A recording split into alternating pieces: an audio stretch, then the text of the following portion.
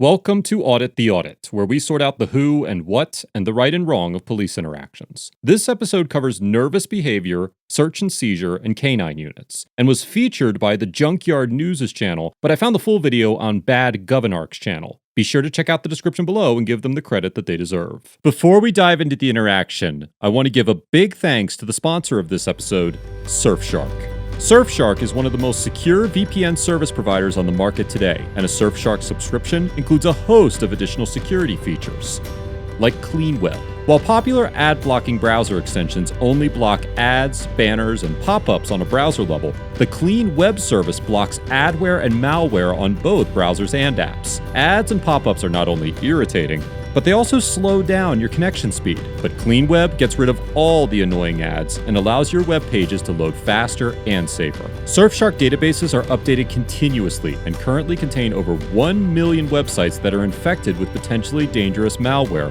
so that you can be sure the sites you visit are safe.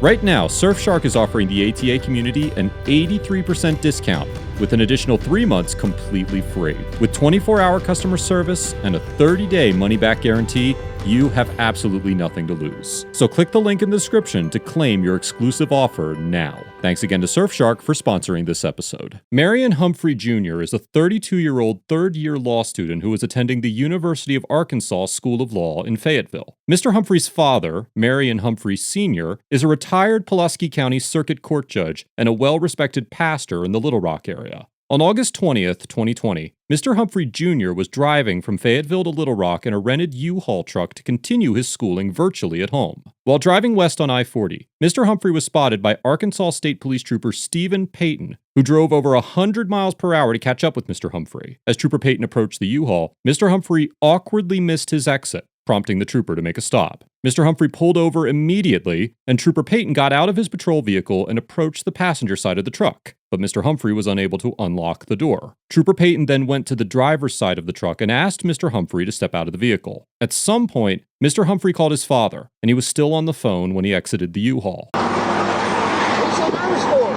I'm not. He's making me go to his vehicle. Calm down, you're on camera. I don't know.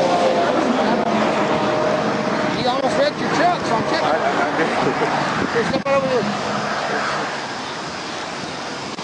You put your hand down. What? Where are you headed to? I guess that I'm going to Little Rock. And, what's that? I wanted to stop a night here. Okay. But I'm going to Little Rock. So you're not going to stay here now, or? I do want to stay here. Daddy, I missed the turn, and now I need to figure out how I get over back here to 81. I can give you instructions. Where are you coming from today? From Fayetteville. Oh, okay. What do you got? What are you going to Little Rock for? You live in Little Rock? That's where I live. Oh, okay. What's going on in Fayetteville? That's where I go to school. Oh, okay. You going to school there this fall? Yes. Okay. But all of my classes are remote, so I'm moving back home. And my parents didn't want me to stay tonight because of COVID-19. And I'm going to be in the house. So I'm staying at another place for 2 weeks, but I can't move into that. Okay. I'm staying into another apartment near my parents. Why don't you just go all the way to Little Rock today? Because I can't move in tonight. So what's in here? You like your furniture and stuff? Everything. Okay. All right, hang tight right there for just a second, okay? You still nervous? You still look nervous? Still nervous. Is there anything illegal in there or anything? Not at all. You got no guns or drugs? Not anything in there. Okay. All right, nothing to be nervous about. You're not even going to get a ticket. I hope not. You're not. Hang tight.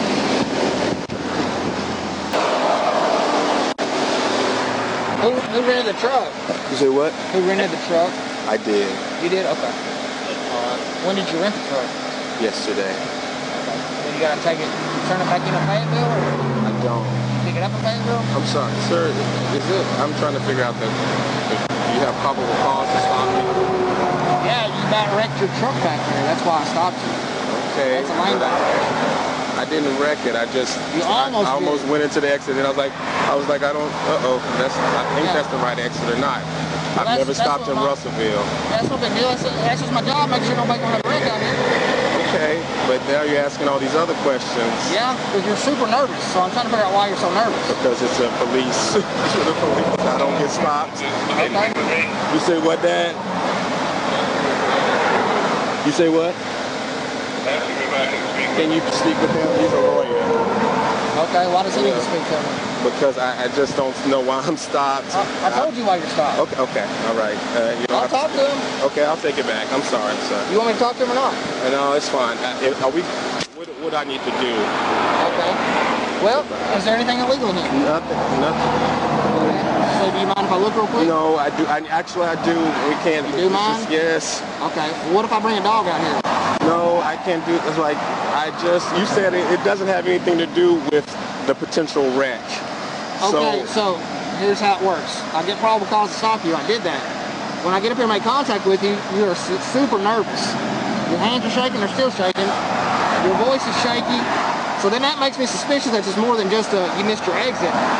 Although the Supreme Court has ruled that nervous and evasive behavior is a pertinent factor in determining reasonable suspicion, it generally cannot be the only factor. Many courts have found that nervousness is common during encounters with members of law enforcement. For example, in the 2005 First Circuit Court of Appeals case of United States versus McCoy, the court explained that, quote, nervousness is a common and entirely natural reaction to police presence. And in the 1998 Tenth Circuit Court of Appeals case of United States versus Salzano, the court held that, quote, it is common for most people to exhibit signs of nervousness when confronted by a law enforcement officer, whether or not the person is currently engaged in criminal activity. The Tenth Circuit Court went on to plainly state that, quote, nervousness alone cannot support reasonable suspicion of criminal activity, and took this concept a step further by recognizing that without prior interaction with a suspect, a law enforcement officer has no baseline with which to compare the suspect's behavior in the 1992 case of United States versus Bloom, and the Eighth Circuit later followed suit in the 1998 case of United States versus Beck. The general consensus among the courts is that nervousness is a common reaction to being stopped by the police, and nervous behavior must be accompanied by other suspicious factors in order to satisfy the reasonable suspicion standard. It is important to note that this concept has not been universally accepted in all courts, and I am merely highlighting a trending consensus rather than an established precedent. However, the Supreme Court has routinely held that reasonable suspicion must be built upon a series of behaviors which, taken together, form a suspicious circumstance. It is highly unlikely that Mr. Humphrey's nervousness would grant Trooper Payton the authority to investigate beyond the initial traffic infraction, but the trooper continues to insist on conducting a search. Okay. But my mom does not want me to be driving at night, and that's why I stopped in Russellville for the first time, or I'm trying to stop in Russellville. I just don't, and it's confusing why you wouldn't just drive on to Little Rock. It's an hour away. Okay. You know what I'm saying? Dad, here, he wants to talk to you, sir. Yeah. Okay. So if I bring a dog, is it going to alert on anything? Yeah, no, it's not going to alert on anything. I promise you. I honestly just don't want to get shot. Yeah, that's all, and I'm sorry about that. It happens. I know it happens. So I honestly, I don't want you to bring a dog because I don't think that's fair to me as a citizen, as someone who, if the only thing I did was kind of like I did not almost wreck my car. Well, if you don't want to bring a dog, just let me look in here real quick and I'll get you down the road.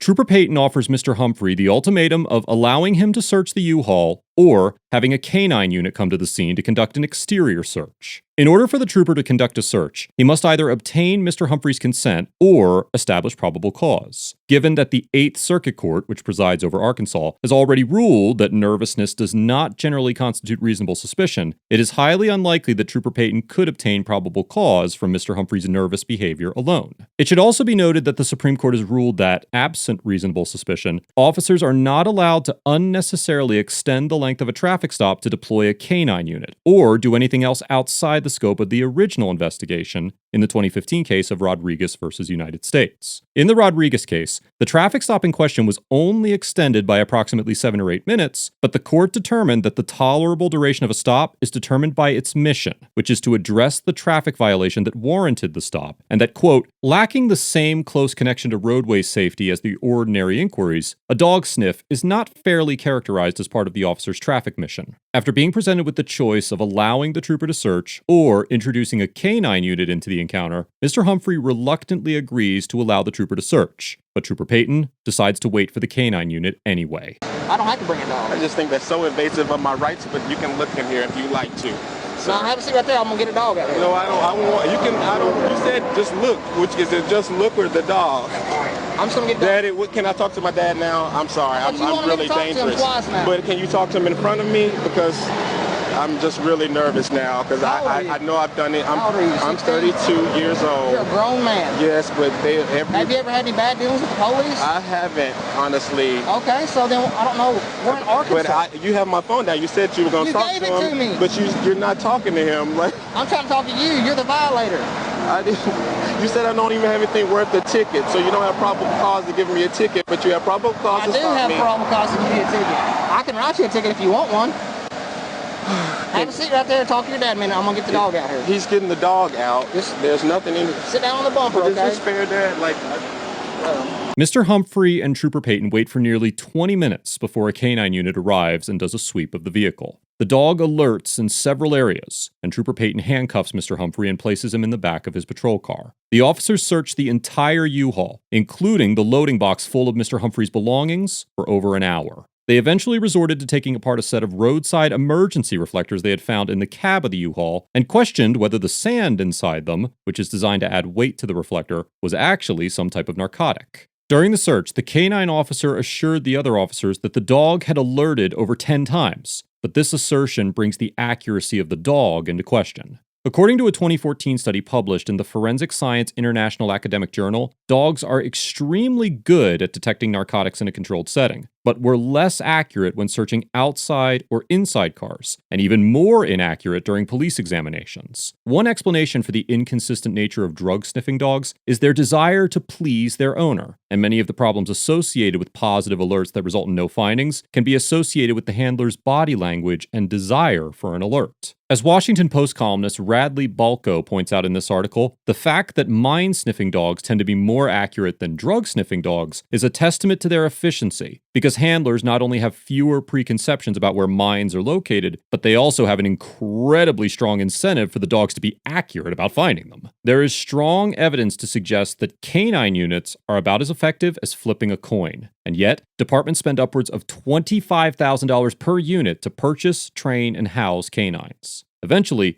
the officers ended their search without finding anything, but Trooper Peyton maintained the notion that an illegal substance was either currently in the U-Haul or had been at some point in time. I was trying to tell you the dog wasn't alerting to your stuff, he's alerting to the vehicle, which is a rental, so it could possibly be that somebody had something in there before you picked it up.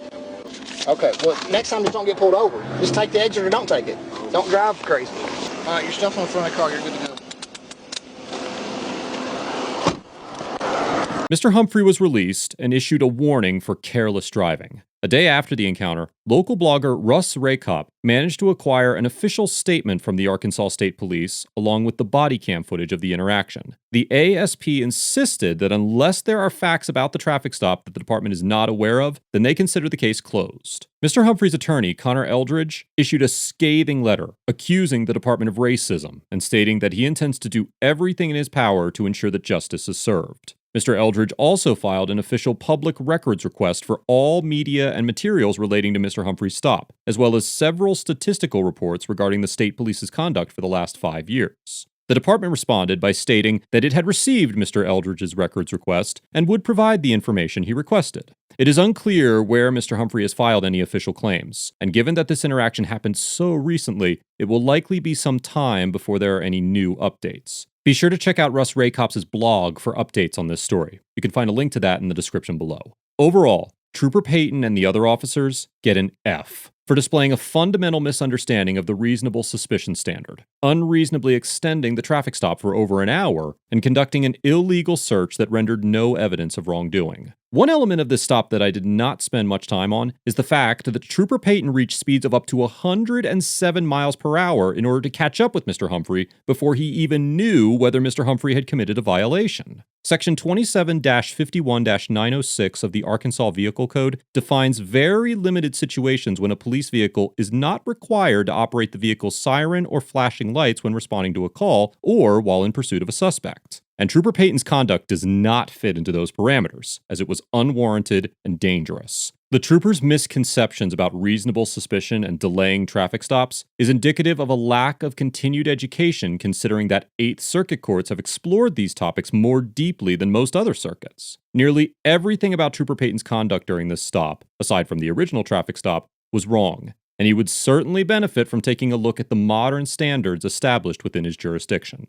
Mr. Humphrey gets a B+, because although he maintained a relatively calm demeanor and remained compliant throughout the interaction, he also neglected to invoke his right to remain silent, and ultimately consented to Trooper Payton searching the truck. Mr. Humphrey allowed his emotions to get the better of him, and much of his conduct was dictated by the fear of what the officers might do. That fear was partially realized when the officers escalated a lane violation into a full-scale search of his vehicle, and it is difficult to fault him for having an emotional reaction to Trooper Payton's conduct. However, Mr. Humphrey's distraught attitude ultimately led to him granting Trooper Payton consent to search out of fear of the Canine unit. Mr. Humphrey also made no effort to record this interaction, despite having access to a phone. And although his father is a lawyer, having a recording of the stop would likely prove more beneficial in the long run. This interaction demonstrates the importance of maintaining composure during a police interaction and not allowing fear to compromise your innocence. It appears as though Mr. Humphrey intends to hold the officers accountable, and I commend him for following up this interaction with the proper legal action.